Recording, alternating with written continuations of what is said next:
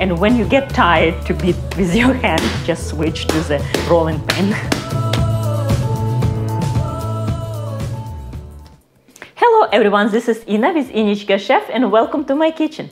Today on episode we are making Russian style meatballs. It's something what I grew up eating at least once a week. It's so delicious, so simple to make, just 4 ingredients and takes no time. Last episode, on end of the episode, we chose one ticket I chose from this my recipe wish jar, and that's what come out, Kotletu. And on end of this episode we choose another one, and I hope you will look forward to see what we're going to make next. This recipe is super simple. My mom used to make at least once a week, and if you don't have a grinder, which is I'm going to use KitchenAid grinder, it works perfectly and it's electric. It's easy to do. But if you don't want, and if you don't have deal with grind meat, use equal amount, 1 pound each of beef and pork. And that's how it's going to work. But we're going to grind. So that's one part of most main ingredient meat. I use pork loin and also sirloin beef. So equal parts of both meats. Cream, 1 onion, and 6 pieces of stale, not very fresh, sourdough bread. Any white bread will work without crust. You have to remove crust. That's it. So very simple, salt, pepper, and to fry some oil. Let's do it. First of all, we need to soak this bread with cream. Kind of roughly chopped.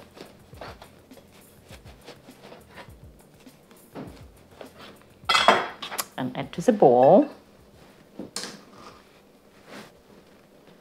with some cream. I'm using heavy cream, but if you want to use milk on half and half, it's perfectly fine. And let this soak, let milk, let cream absorb by bread, and everything become nice and soggy, soft. Meanwhile, let's prep meat. And for the meat, all I need to chop about 1-2 inch. And it's nice if you have slightly frozen, which is my meat slightly frozen inside, it's easier to grind this way. And choose a grinder slightly coarse. I have 2 kinds, the coarse and very fine, like this very fine. We're not choosing this one.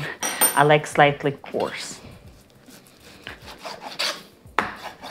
If you have slightly fat on meat, it's fine. It's actually even better. The juicy will be. But if you have any skin, you should remove. Like I have this piece, you have to get rid of it because it will hard time to will be stuck just in a grinder. So we don't want. So any kind of like skin, we don't want. Get rid of it.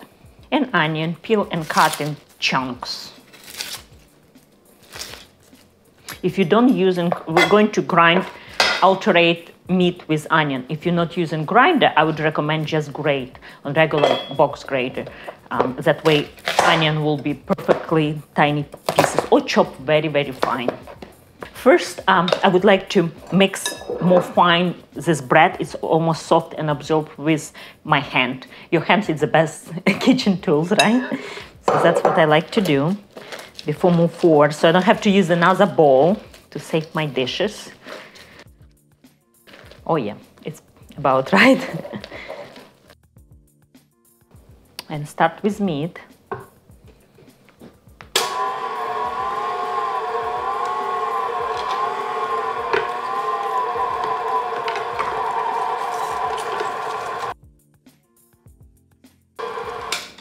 And alternate with onion, so few pieces of onion, few pieces of meat.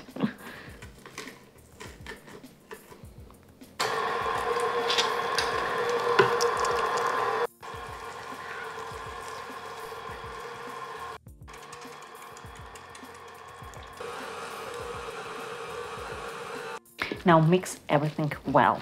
We need to add salt and pepper, of course. My mom was very simple on spices. Salt, about 1.5 teaspoons. And I'm using Celtic salt. Any salt will do. And about 2 teaspoons of black pepper, freshly ground. and mix. Seems like so much salt and pepper, but reality it's not. After you mix very well, when everything incorporates nice and evenly, another thing, what my mom used to do, she beat meat.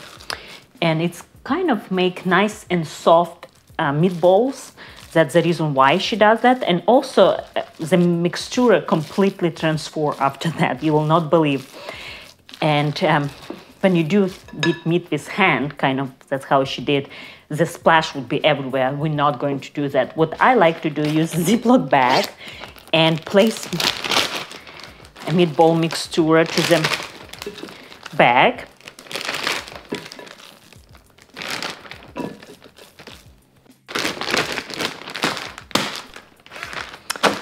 And now just a bit.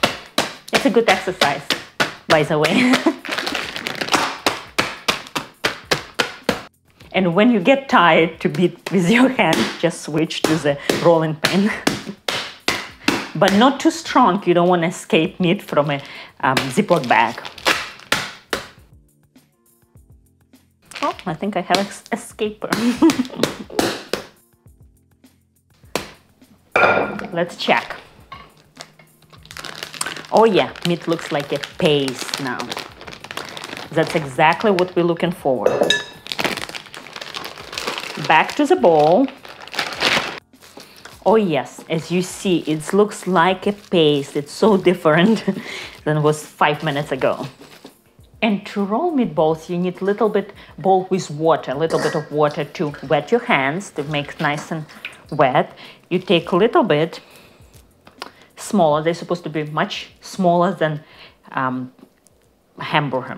And usually kotlety are not around. They have kind of like slightly longer shape. Kind of like this.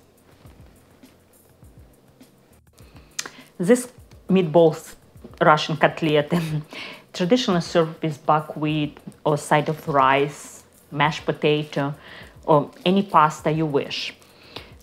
Even salad would be nice. My mom made for me kind of like small like sliders, and was my sandwich in my lunchbox when I grew up. I remember that to bring to school.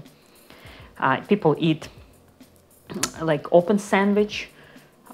Many ways you can use, usually hot, but room temperature can be eaten as well. And the last part what left to do, just fry them in a pan. It's very easy and quick. Let's do it. I like to use avocado oil, grapeseed oil, that's what I'm using today, or if I have on hand sunflower oil, but not extra virgin, that will work too.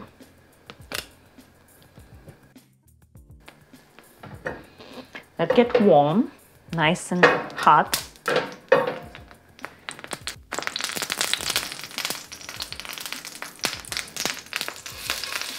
Oh yes.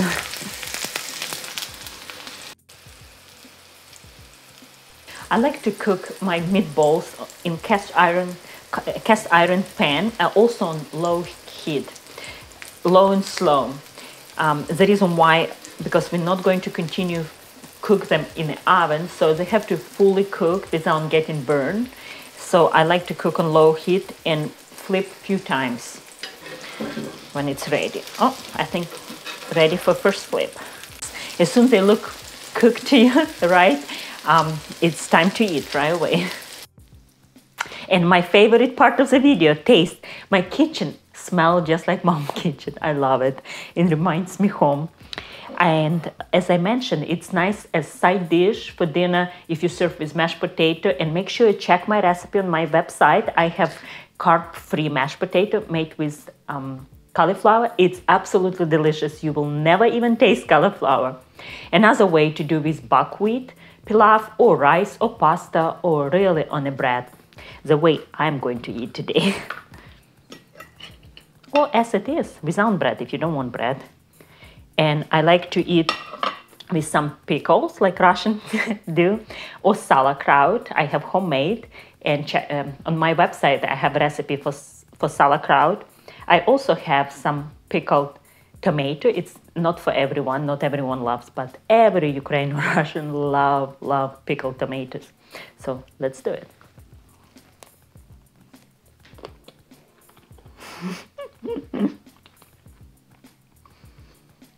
Taste of home. I hope you like this recipe and I hope you give it a try soon. Super easy to make, takes no time, and it's delicious. I promise. And as always we do lately, on end of the video, we're choosing one ticket from my wish jar, what we're going to make next time. Let's see.